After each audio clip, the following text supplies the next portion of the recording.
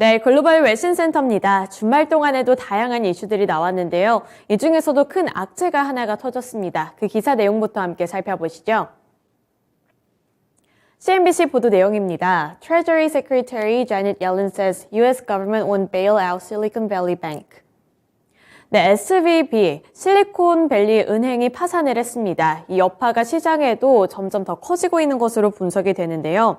주요 외신 보도에 따르면 지난 10일 불충분한 유동성과 지급 불능을 이유로 SVB를 폐쇄를 하고 연방예금보험공사인 FDIC를 파산 관제인으로 임명을 했다고 주요 외신 보도 내용에 따라서 살펴볼 수 있었습니다. 이 SVB의 총 자산은 지난해 말 기준으로 2,090억 달러에 달하는 수준이었는데요.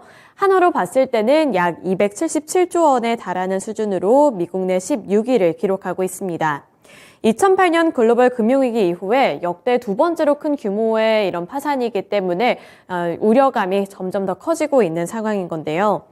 이러한 사건으로 인해서 실리콘밸리의 스타트업들은 연쇄도산 위기에 빠졌고 더 나아가 제2의 리먼 사태로 악화될 수 있다는 우려까지 나오면서 세계 금융시장에는 긴장감이 돌고 있습니다. 이 미국 스타트업의 돈줄로 여겨지는 SVB가 붕괴를 한다면 정부에서 개입을 하고 그 여파를 최소화해야 한다는 목소리까지 나오고 있는 상황인데요. 이 실리콘밸리 투자가들은 SVB를 다른 은행이 인수하도록 정부의 개입을 요구를 하고 있습니다. 이 예금자 대부분이 스타트업인 상황에서 이들의 자금이 묶이게 될 경우에는 도산과 대량 해고로 이어질 수 있기 때문에 이 여파를 정부 측에서 미리 방어를 해야 한다는 입장이 나오고 있는 건데요. 억만장자 투자자인 빌 에크만 역시 정부는 돌이킬 수 없는 실수를 바로잡을 시간이 48시간밖에 없다며 JP모건이나 뱅크 오브 아메리카가 월요일 주식시장 개장 전에 SVB를 인수하지 않거나 이 SVB 예금 정체를 정부가 보증하지 않을 경우에는 예금 보호가 안 되는 모든 예금이 빠져나가는 소리를 듣게 될 것이라며 이 사태의 심각성을 강조하기도 했습니다. 이렇게 SVB의 초고속 붕괴로 위기감이 고조가 되고 있지만 미국 연방정부는 구제금융 요구에 분명한 선을 그었는데요. 대표적으로 제닛 옐런 장관의 발언도 함께 살펴보겠습니다. 실리콘밸리 은행을 폐쇄한 이후 제닛 옐런 미국 재무부 장관은 시의 적절한 방법으로 사태를 해결하기 위해 노력하고 있다며 그러나 대규모 정부 구제금융은 논의 대상에 포함되지 않았다고 선을 그었습니다. 제닛 옐런 재무장관은 이 15년 전과는 상황이 다르다고 강조를 한 건데요. 미국의 은행 시스템은 안전하고 또 자본이 충분하다고 언급을 했습니다. 이러한 부분에 있어서 정부 측에서 나서서 구제금융을 할 것은 없다고 강력하게 선을 그은 건데 이를 두고 해석도 다양하게 나오고 있습니다. 우선 옐런 장관의 발언을 두고 이번 사태가 2008년 글로벌 금융위기와 비슷한 금융 시스템 전반의 위기로 확산할 가능성은 별로 없다는 판단이 주된 원인으로 꼽히고 있다고 보고 있고요. 단지 불안한 여론을 잠재우기 위해서 언급을 한 걸 수도 있겠지만 15년 전의 교훈을 통해서 미국은 금융 안정성 강화에 공을 들였고 이로 인해서 그때와는 상황이 다르다는 자신감으로 해석이 되고도 있습니다. 이 SVB 사태가 처음 불거졌던 지난 10일 모두 합쳐서 520억 달러의 시가총액을 날린 이 미국의 4대 은행주들도 생각을 했던 것보다는 이 하락폭이 그렇게까지 크지 않았다는 해석도 나오고 있다는 점은 긍정적인 해석이라고 볼 수 있겠지만 여기까지는 나름대로 희망회를 돌린 분석입니다. 분명히 부정적인 부분을 더 우려하는 입장도 나오고 있는데요. SVB 붕괴의 영향이 제한적이라면 구제금융과 같은 정부 지원이 오히려 시장의 위기 신호를 발신하고 또 문제를 키울 수 있다는 점도 고려를 해야 한다는 입장이 나오고 있습니다. 위기를 느낀 고객들이 다른 은행에서들까지 앞다퉈서 돈을 뺄 경우에는 이러한 부분들이 연쇄적인 효과로 이어질 수 있고 도미노 효과로 이어지면서 이 사태가 앞으로 더 커질 수도 있다는 우려감을 배제하지 못한다는 건데요. 우선은 정부 측에서는 개입에 나서지 않겠다고 강조를 한 상황에서 이러한 부분들을 어떻게 해석을 해야 할지 그리고 어떻게 흘러가게 될지는 지켜봐야겠습니다. 우선 국내에서도 국민연금이 투자를 했다는 소식도 고려를 해봐야 될 것 같고요.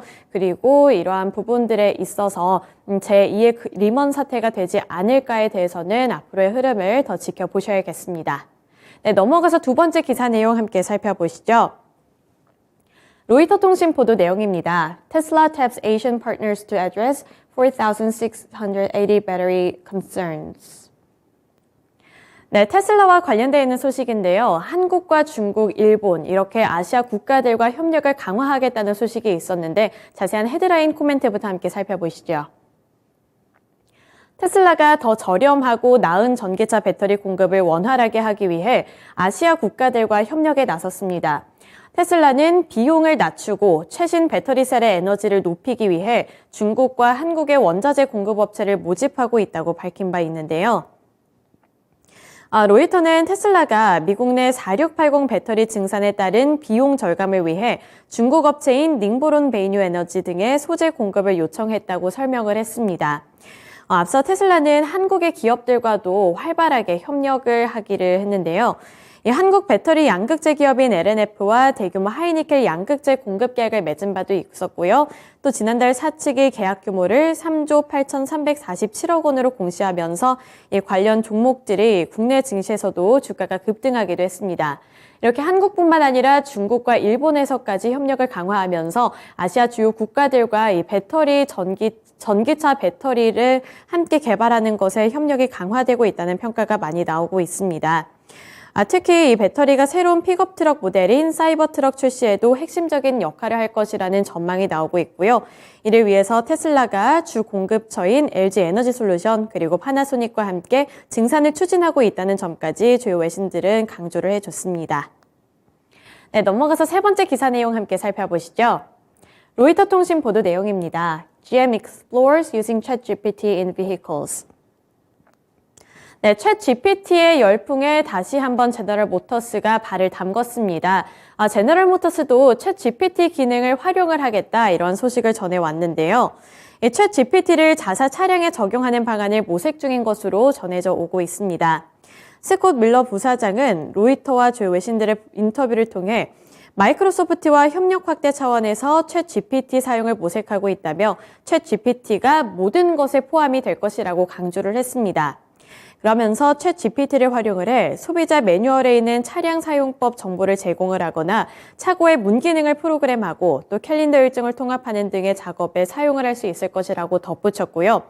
이러한 변화에 대해서도 주요 평가를 내놨는데 앞으로의 전망을 어떻게 바라보고 있을지 주요 코멘트도 함께 보겠습니다. 네, 제너럴 모터스의 대변인은 이번 변화는 음성 명령의 진화와 같은 단일 기능에 관한 것이 아니라 미래 차량의 신기술에 대한 훨씬 더 기능적이고 혁신적인 것을 기대할 수 있음을 의미한다며 이 챗GPT 기능을 탑재하는 것의 의미가 상당히 크다고 평가를 했습니다. 고객이 미래 자동차의 새로운 기능에 더 기대해도 된다는 자신감을 드러내고 있다. 이런 평가도 나오고 있는 만큼 챗GPT와 그리고 제너럴 모터스 차량의 이 콜라보가 어떻게 진행이 될지 관전 포인트로 두시면 좋을 것 같고요. 다만 주가에는 그렇게까지 큰 호재로 작용되지는 못했다는 부분도 염두에 두시면서 지켜보셔야겠습니다. 네, 다음 기사 내용 함께 살펴보시죠. CNBC 보도 내용입니다. Saudi oil giant Aramco posts record $161 billion profit for 2022. 네, 사우디의 국영기업인 아람코와 관련되어 있는 소식입니다. 사우디아라비아의 국영 석유기업인 아람코가 지난해 1,611억 달러를 기록하면서 사상 최고 순이익을 기록을 했습니다. 이는 하나로 봤을 때 약 213조 원에 달하는 규모인데요. 아람코는 지난해 연간 순이익이 전년 대비 46% 증가했다며 이러한 부분들을 보도를 했습니다. 이 수치는 2019년에 상장한 이래의 최고 실적이라고 볼 수 있고요. 잉여 현금 흐름도 1,485억 달러로 사상 최고치를 기록한 가운데 지난해 4분기 배당금도 전분기 대비 4% 늘어난 195억 달러를 기록을 했습니다. 이 아람코가 벌어들인 이익은 같은 기간 미국의 엑소모빌과 비교를 했을 때 이에 3배에 달하는 수준이었고요. 세브론과 영국의 쉘, BP 등 서방 4개 메이저사의 순이익을 모두 합한 것과 같은 규모로 최대 실적이라고 볼 수 있습니다. 이 기록적인 실적에 대해서 러시아의 우크라이나 침공 등으로 국제 유가가 급등한 영향이 호재로 작용됐다는 평가를 내놨고요. 원유 판매량이 늘었을 뿐만 아니라 정제 마진도 좋아진 결과라고 설명을 했습니다. 이 아람코의 지난해 원유 생산량은 하루 1,150만 배럴로 미국과 선두를 다퉜는데 이 사측에서는 2027년까지 생산량을 하루에 1,300만 배럴까지 늘릴 계획이라고 밝혔습니다. 이 국제 유가 같은 경우에는 3년 전에 코로나19 팬데믹 당시에 사상 초유의 마이너스 유가 사태까지 겪었지만 전쟁 여파로 인해서 이 유가가 오르고 있고 이러한 부분들이 긍정적인 효과로 작용이 됐다고 평가를 하고 있는데요. 이 앞으로의 상황을 어떻게 바라보고 있는지 주요 코멘트도 함께 살펴보도록 하겠습니다.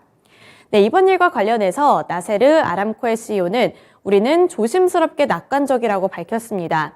중국의 리오프닝, 제트연료의 회수, 매우 제한된 용량을 고려한다면 우리는 단기적으로 시장에 팽팽하게 균형을 유지할 것이라고 조심스럽게 예측해 본다는 아람코 CEO의 발언도 살펴볼 수 있었습니다.